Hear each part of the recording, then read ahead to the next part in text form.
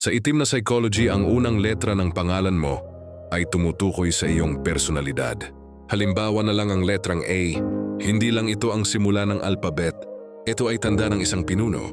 Yung mga taong nagsisimula sa A ang pangalan ay madalas na may taglay na kakaibang tahimik na lakas. Hindi sila nagpapapansin at madalas tahimik pero kusa silang napapansin ng iba. Narito ang ilan sa kanilang mga katangian. May tapat na paninindigan, sila ay determinado, nakapokus at matapang kapag kailangan. Totoo sa relasyon at naghahanap sila ng malalim na koneksyon. Ayaw nila sa fake o hindi tapat na samahan. Binibigay lahat-lahat pagdating sa pag-ibig at katapatan. Mataas ang standard, mataas ang pangarap nila para sa sarili. Hindi para magpasikat kundi dahil alam nila ang kaya nilang gawin.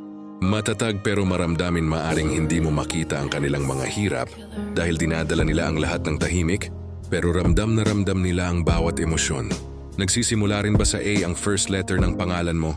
I-comment mo naman sa ibaba.